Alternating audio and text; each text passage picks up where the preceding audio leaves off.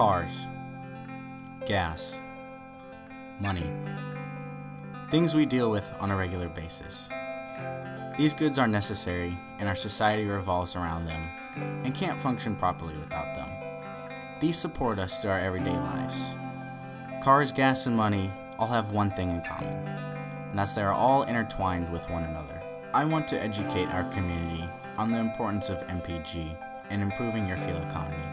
I would like people to be more aware and not so oblivious to the fact that gas isn't unlimited and shouldn't be taken for granted. That's why MPG and fuel economy is severely important to me and something that you should be more attentive to.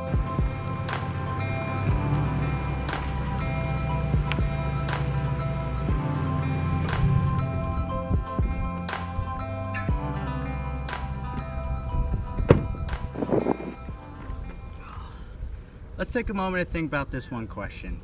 Have you ever complained about having to get gas, that your gas prices were too high? Well, if so, you're in luck. I want to enhance our community by informing you guys how to improve your MPG and your fuel economy, and this is how. Okay, so one of the ways you can improve your MPG is your driving style, the way you drive. One of the things that most people look for when they're buying a car is the MPG. For instance, this car has 32 MPG for highway and 23 for city. Just because I have those numbers for my MPG, miles per gallon, doesn't mean I can get that. There's a lot of different factors that play into the role of MPG. One of them is the driving style. You can't go ripping around town, driving 100 miles an hour, and get 32 miles a gallon. Another major way to improve your MPG is to make sure you have clean air running through your car. This black box right here is your air box. This is where, when you're driving, air travels through the air duct into the air box, and then inside this air box you have an air filter. Air filter filters all the air running through your car into your engine. In order to maximize your MPG, you need to have a clean air filter so you have clean air that runs through your car. Another way to improve your MPG is aerodynamics. I personally can't show you an example, but I can tell you, if you have a roof rack that is not aerodynamic whatsoever.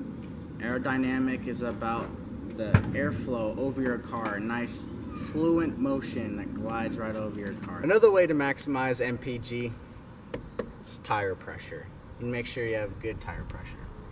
Because if you're at low tire pressure, there's more resistance running on the vehicle and on the car. It's harder for the car to move on low air pressure. I'm going to compare this to a bike tire. It's hard to ride a bike with flat tires, right? Well, it's the same way with cars. If you have flat tire, it's hard to move your vehicle. Another way to improve your MPG is weight reduction.